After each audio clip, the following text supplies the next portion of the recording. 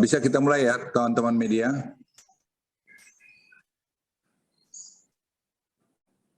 Teman-teman media bisa. Ya, Assalamualaikum warahmatullahi wabarakatuh, teman-teman media dan seluruh masyarakat Indonesia yang saya cintai, saya banggakan. Mengawali konferensi pers saya hari ini, izinkan saya mengucapkan selamat Natal bagi yang merayakannya. Semoga damai dan kasih Natal selalu menyertai kita semuanya. Hari ini izinkan saya bersama Menteri Kesehatan menyampaikan evaluasi mingguan mengenai perkembangan informasi dari penanganan pandemi COVID-19, khususnya di wilayah Jawa Bali. Saya mengawali informasi hari ini dengan menyampaikan perkembangan mengenai kasus Omikron. Kemarin penyebaran Omikron semakin luas dan telah terdeteksi di 115 negara dunia dengan total kasus mencapai lebih dari 184.000. Berita baiknya, meskipun penyebaran terjadi cepat, data dari negara lain menunjukkan varian Omikron menyebabkan kematian yang jauh lebih rendah dibandingkan varian Delta. Studi yang dilakukan di Inggris pun menunjukkan bahwa varian Omikron itu memberikan risiko perawatan rumah sakit yang jauh lebih rendah dibandingkan dengan varian Delta. Saat ini jumlah kasus di Afrika juga sudah menunjukkan tren flattening atau kelihatan membaik. Namun kita tetap harus hati-hati karena data di negara lain menunjukkan kasus anak mengalami peningkatan karena Omikron. Untuk itu saya mendorong para orang tua di daerah-daerah yang telah memulai vaksin COVID-19 untuk anak-anaknya untuk segera membawa anak-anak bapak ibu untuk divaksinasi. Teman-teman seluruh media dan masyarakat Indonesia, hingga saat ini per kemarin kasus konfirmasi Omikron di Indonesia telah mencapai 46 kasus dan hampir seluruhnya adalah pelaku perjalanan luar negeri. Saya ulangi, adalah pelaku perjalanan luar negeri yang berasal dari berbagai negara. Dan ada 1-2 yang dari dalam negeri, pekerja di Wisma Atlet yang tertular datang dari luar negeri. Nah, ini saya minta betul perhatian untuk kita juga sekali lagi jangan berlibur dulu ke luar negeri kecuali pekerjaan-pekerjaan yang memaksa harus pergi. Oleh karenanya pemerintah kembali mengingatkan pada masyarakat untuk tidak melakukan perjalanan ke luar negeri jika bukan sesuatu yang benar-benar urgen. Jika hanya ingin berlibur, saya ulangi, jika hanya ingin berlibur, pergilah ke berbagai tempat wisata di domestik di Indonesia. Selain lebih aman dari serangan Omikron, tempat wisata domestik tidak kalah cantik dengan wisata di luar negeri. Liburan di dalam negeri juga akan membantu mengakselerasi pemulihan ekonomi domestik. Pemerintah akan terus mengawasi pengawasan di pintu masuk Indonesia. Pengetatan karantina bagi pelaku perjalanan luar negeri akan dilakukan untuk mencegah kebocoran di bandara maupun tempat karantina. Langkah antisipasi telah dipersiapkan untuk menghadapi lonjakan kedatangan pelaku perjalanan internasional yang akan diperkirakan terjadi pada awal tahun depan. Jadi kami sudah melakukan kontingensi atau skenario kedatangan 5.000 lebih pada masyarakat Indonesia yang kembali dari luar negeri pada mulai tanggal 1 sampai dengan tanggal belasan. Oleh karena itu tetap kami akan memberikan karantina 10 hari sampai 14 hari sesuai negara asal datangnya. Perbaikan harus tetap dilakukan, berbagai perbaikan harus tetap dilakukan, berbagai masalah juga ada sempat terjadi di bandara maupun di wisma karantina.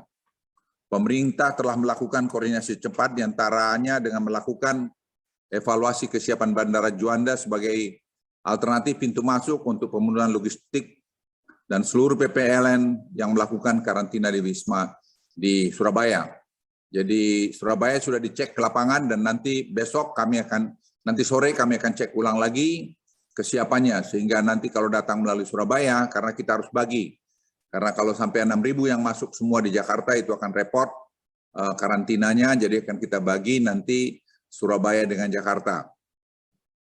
Berbagai langkah tegas yang diambil pemerintah untuk mencegah masuknya varian Omikron.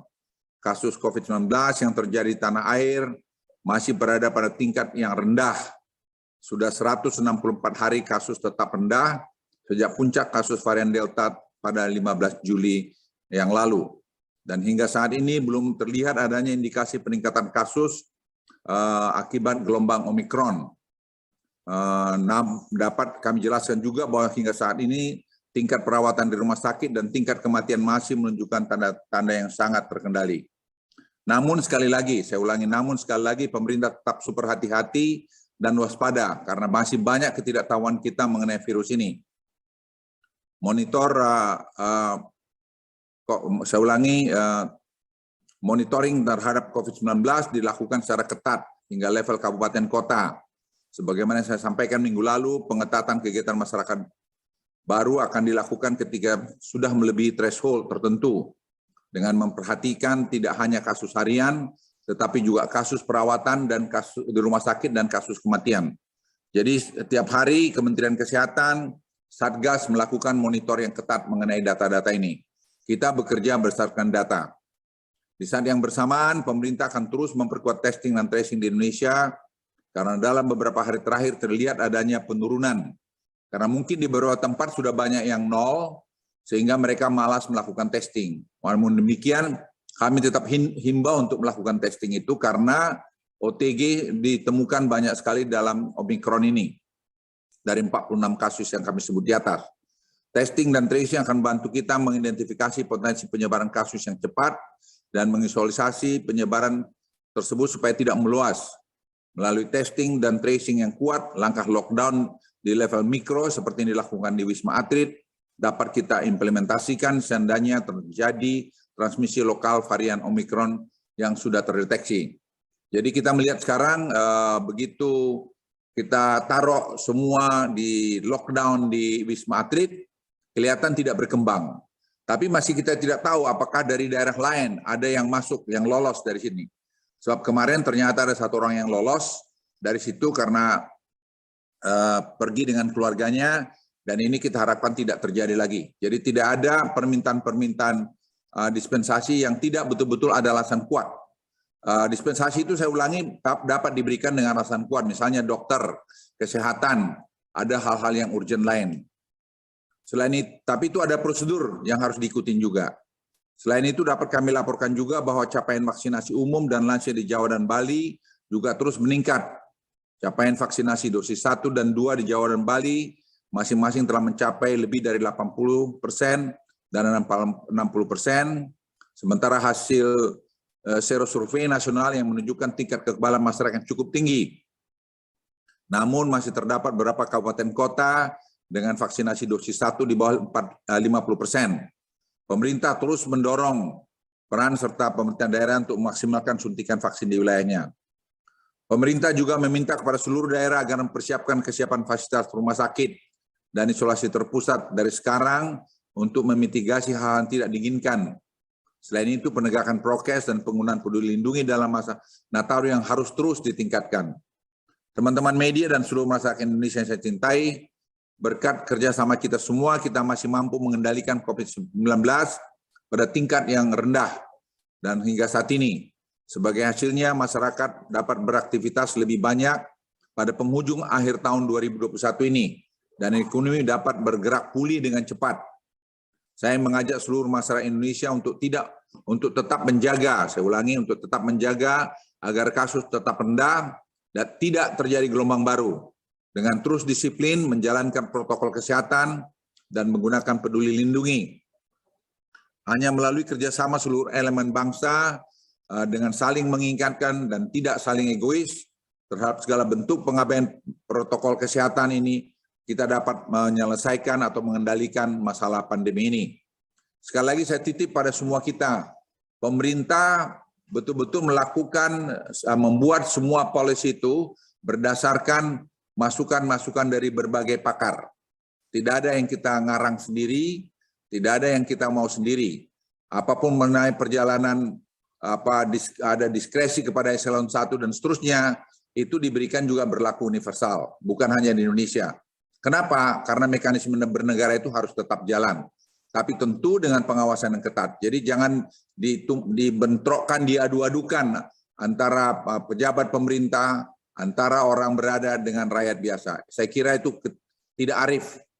kalau ada mantan pejabat yang bicara seperti itu. Kita tahu apa yang harus kita lakukan saat ini dengan pengalaman kita selama ini. Kita akan memberikan yang terbaik buat Republik ini. Jadi saya mohon teman-teman media juga jangan membuat dalam keadaan seperti sekarang ini berita-berita yang kontradiktif. Catat saja, ambil saja berita yang resmi disampaikan oleh pemerintah. Ya, kalau tadi lokasi karantina sudah kita minta untuk segera disiapkan ya. Jadi secara bertahap kita siapkan karena sampai hari ini masih cukup, tapi kita sudah membuat persiapan-persiapan manakala keadaan ini memburuk. Karena di Amerika saya lihat Omikron sudah sangat menjalar, barusan saya dapat berita. Itu sebabnya sekali lagi yang paling penting buat kita tuh menahan sebanyak mungkin atau menyaring sebanyak mungkin orang yang datang dari luar negeri. Untuk tidak masuk ke dalam negeri membawa masalah.